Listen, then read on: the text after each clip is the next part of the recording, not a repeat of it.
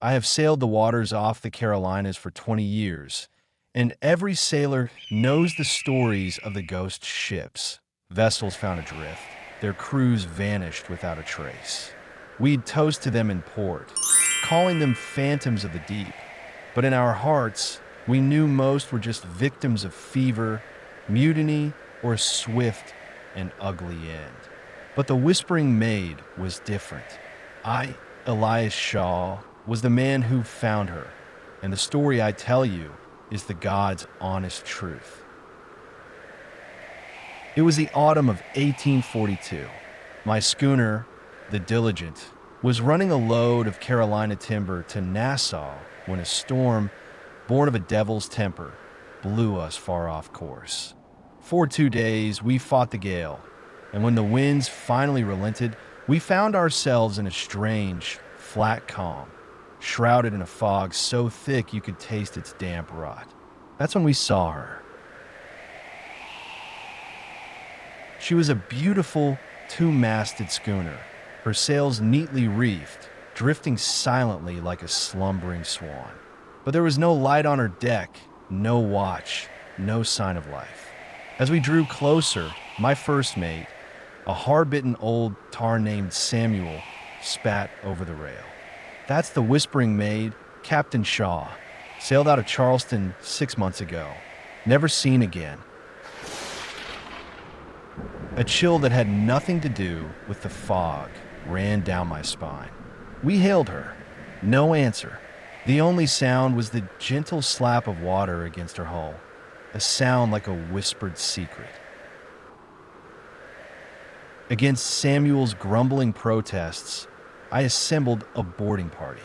There might be men in need of aid, Samuel, or a salvage claim to be made if she's truly abandoned. The promise of prize money quieted the crew's superstitions. Stepping onto her deck was like stepping into a tomb. The planks were clean, the ropes neatly coiled. It was pristine, yet utterly devoid of life. We found a captain's log in the great cabin. The last entry, dated 5 months prior, was perfectly mundane. Fair winds, good progress. All hands well. Nothing to hint at a catastrophe.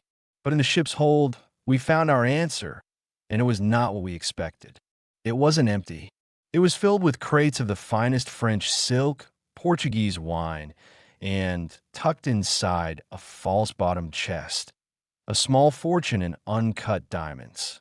This was no victim of the sea. This was a smuggler's craft. And then we found the only sign of her crew, a single silver locket caught in a crack in the deck near the starboard rail. Inside was a miniature portrait of a beautiful young woman, and on the back, an inscription, "To my William, forever yours, Eleanor." "It's a ghost ship, I tell ye," Samuel muttered, his face pale. "Cursed. We should leave her be." But I'm not a man who believes in curses. I believe in greed, fear, and human cunning. The Whispering Maid wasn't haunted. She was a stage. Someone had orchestrated this. The crew hadn't vanished. They had been taken off, or they had left willingly, and this ship was left to drift as the perfect cover for its illicit cargo. But why abandon such a fortune? That's when I noticed it. Samuel was holding a chart he'd found in the captain's quarters. It was a detailed map of the Carolina coast, but one particular, seemingly empty stretch of water was marked with a small, precise cross.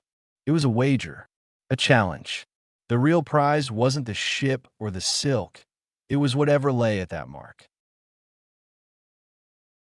"We're taking her in tow, Samuel," I announced. He stared at me as if I'd lost my mind. "Captain, this is madness. This ship is bad luck." "It's not bad luck.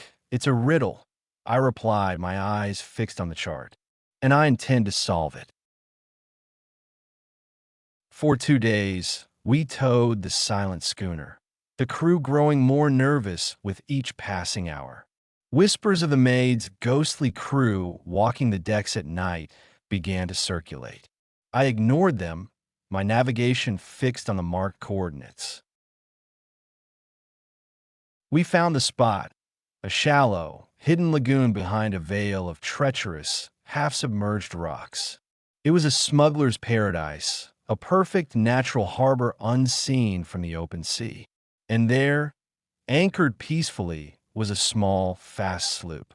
As we approached, a man emerged on its deck, not with a weapon, but with his hands raised in a gesture of weary surrender.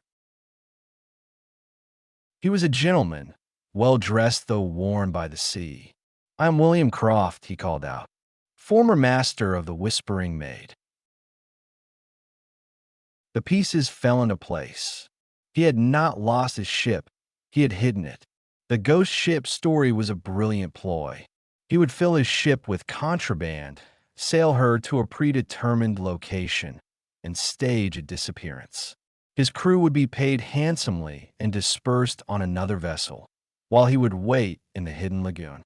The authorities would list the maid as lost, and he could later retrieve the cargo at his leisure, selling it without a trace back to him. "But why the locket?"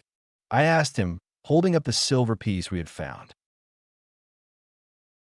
A profound sadness crossed his face. "Eleanor was my wife. She passed in childbirth a year ago. The locket was my most cherished possession. Losing it was an omen. This life, this deception, it was a cage of my own making. When I saw you approach, I knew the game was up. Perhaps I am glad of it." I saw no monster in William Croft, only a man drowning in grief, who had chosen a dangerous path. I made him a wager.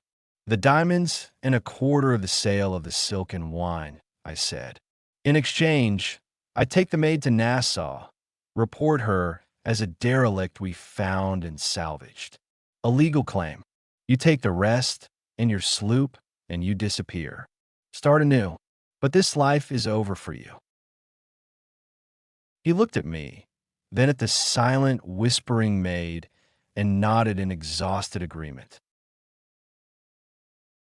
We did just that. The salvage claim made me and my crew wealthy men.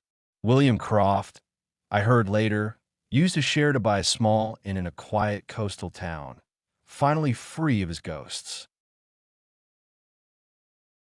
So, the next time you hear a tale of a ghost ship, remember the Whispering Maid.